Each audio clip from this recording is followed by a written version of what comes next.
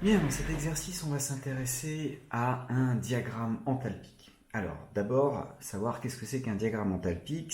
Vous pouvez le tracer pour n'importe quel corps pur, comme un diagramme de Clapeyron. C'est un diagramme qui représente la pression sur l'axe vertical en fonction de l'enthalpie sur l'axe horizontal.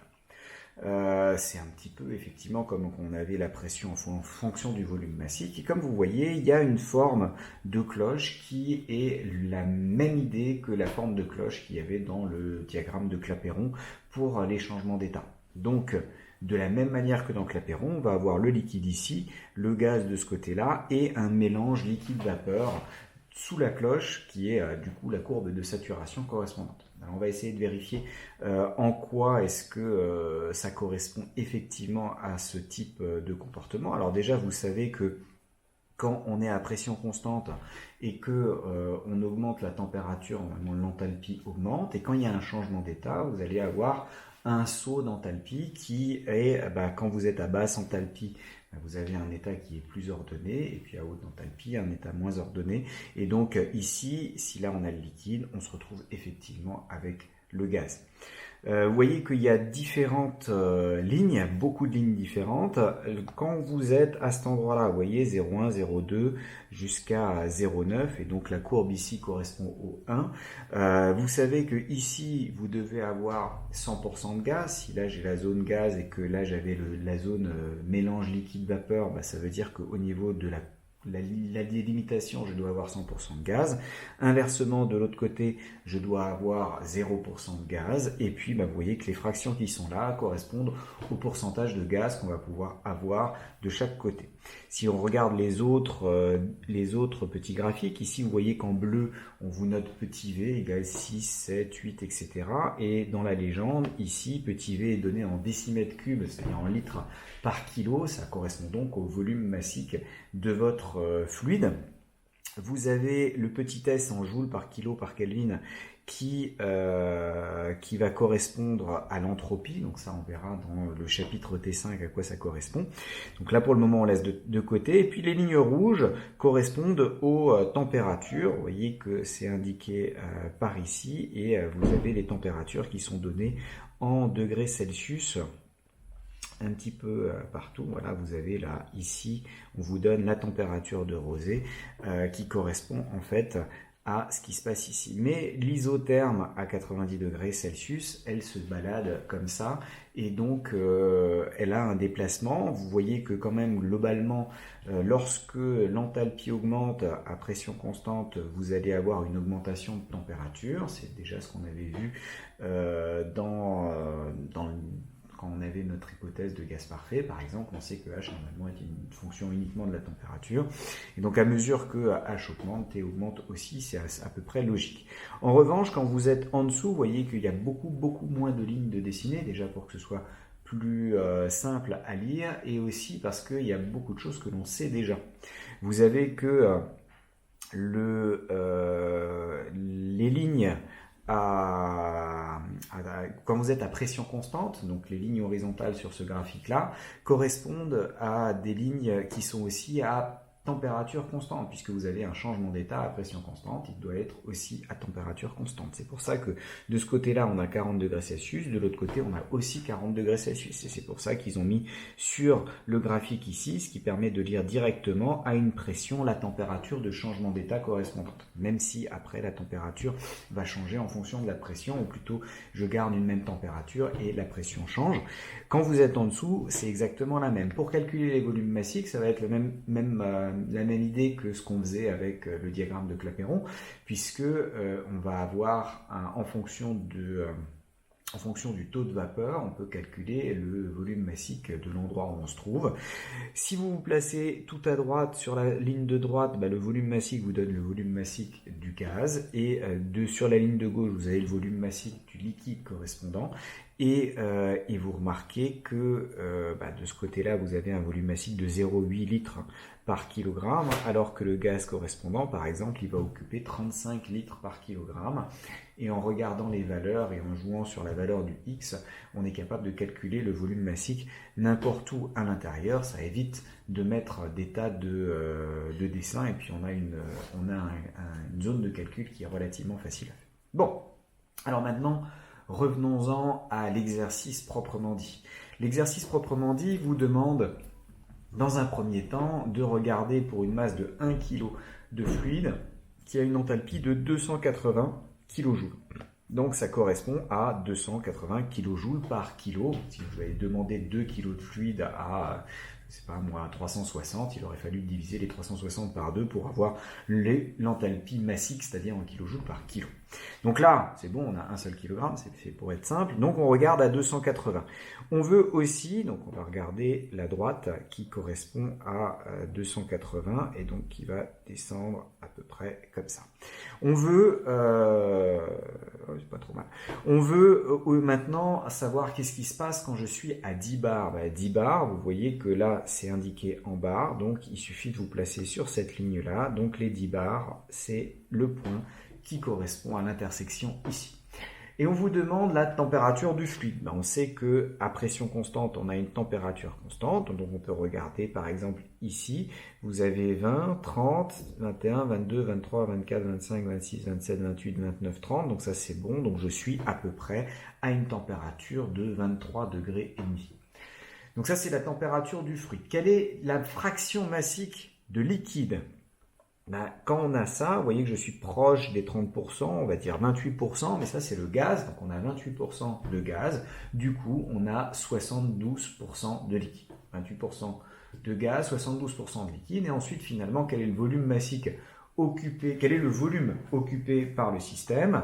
Là je dois faire un tout petit calcul, parce que je n'ai que les valeurs de chaque côté, donc si je regarde le volume massique correspondant ici, vous voyez que je suis à 0,8, 81, 82, 83, 4, 5, 6, 7, 8, 9, donc c'est bien tous les 1, 81, 82, 83. Donc le volume massique du liquide correspondant à cette température, c'est 0,832, quelque chose comme ça, litres par kilo. Le volume massique du gaz correspondant, il est entre 20 et 25, plus proche de 25, donc c'est à peu près, le volume massique du gaz, de la vapeur, c'est à peu près 23 litres par kilo. Et pour calculer le volume, il suffit de prendre la masse de liquide, donc la masse de liquide, c'est la masse totale, c'est-à-dire les 1 kg fois le X liquide, multiplié par le volume massique du liquide, et je prends la masse de gaz, multiplié par le volume massique du gaz. Ça, on a dit que c'était 0,28. Ça, on a dit du coup que c'était 0,72. Le M, il vaut 1 kg. Et vous voyez qu'il ne reste plus qu'à faire l'application numérique pour avoir la valeur. Étant donné que cette valeur-là est relativement faible, en gros, c'est un tiers de ça. Donc, si vous faites l'application numérique, vous devriez trouver un volume qui est de l'ordre de 7 litres, certainement un tout petit peu plus que 7 litres qui est occupé par le gaz. Vous pouvez vérifier et vous me direz dans les commentaires si ça correspond à peu près. Bon, donc ça c'était pour la première question. La deuxième question, on s'intéresse toujours à une masse de 1 kg, mais de liquide saturant à une pression de 20 bars. Et on dit qu'il se détend de manière isenthalpique jusqu'à une pression de 1 bar. Alors on demande de calculer, de remplir le tableau, donc de lire en fait les différentes valeurs correspondantes. Alors, pour réussir à faire cette chose-là, il faut se placer à 20 bars. Donc 20 bars, ça tombe bien, c'est ici. On va changer de couleur. On va se mettre en... Ah non. Donc on va laisser celle-là en vert. Hop, on change de couleur. On se met en bleu. Donc 20 bars, c'est là. Et je me suis placé à cet endroit-là parce que l'énoncé signale que j'ai du liquide saturant. Si j'ai du liquide saturant, j'ai 100% de liquide, 0% de gaz. Mais je sais que je suis sur la courbe de saturation du côté du liquide, donc ici à gauche. Donc ça c'est pour le pourcentage. Je peux lire maintenant l'enthalpie correspondante. L'enthalpie, c'est quand je vais à la verticale, j'ai une enthalpie de 266, 267 kJ par kilogramme, donc 267 kJ, puisque j'ai pris 1 kg. C'est de manière relativement simple. J'ai la température. La température, vous voyez que je suis à 51 degrés Celsius, puisque 40, 50, 60.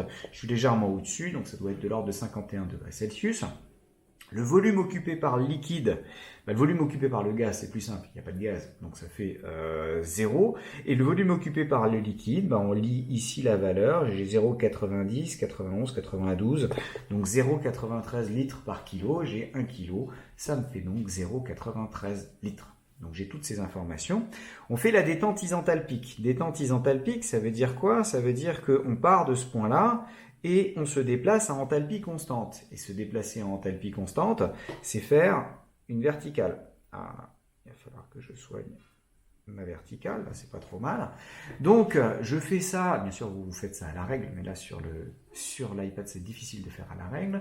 Donc vous faites la verticale, et le but est de regarder qu'est-ce qui se passe quand j'arrive à 1 bar. 1 bar, c'est ici. Donc quand j'arrive à 1 bar, bon, déjà la fraction massique de gaz, elle est proche de 0,5, on va dire 0,47 à peu près, donc j'ai 47% de gaz. J'ai 47% de gaz, j'ai 53% de liquide. Donc j'ai la fraction massique de liquide et la fraction massique de gaz. L'enthalpie, c'est toujours la même, c'est isenthalpique, donc je suis toujours normalement à mes 266 ou 265 kilojoules, à condition d'avoir bien pris ma verticale et l'avoir bien tracée à la règle, parce qu'à mon avis, ma courbe n'est pas tout à fait droite. Donc ça, c'est pour l'enthalpie. Le volume occupé par le liquide, j'ai 53% de liquide, donc ça veut dire 530 grammes de liquide, et je sais que le volume massique du liquide, vous voyez que là, 79, 78, 77, 6, 5, 4, 3, 2, 1, et là j'ai 0,7. Donc je suis à peu près un volume massique de liquide qui va être de 0,705 litres par kilo.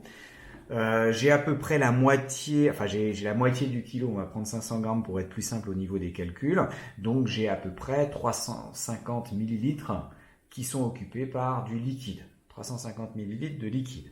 Je prends de l'autre côté le gaz à cet endroit-là, il a un volume massique qui correspond à peu près à ça, donc en le suivant j'ai 225 litres par kilo, j'ai à peu près 500 grammes de gaz, donc j'ai plus d'une centaine de litres, 110 litres à peu près de gaz correspondant, donc un volume important occupé par le gaz, et le volume massique global de mon système va quand même être relativement proche de du volume occupé par le gaz divisé par 1 kg, donc on va se retrouver à peu près la moitié par rapport à ce qu'on avait, par rapport à si on avait 100% du gaz. Donc vous voyez, il y a beaucoup d'informations sur ces diagrammes-là, mais en regardant tranquillement et en connaissant quand même certaines caractéristiques, notamment la courbe de saturation, le fait que on puisse calculer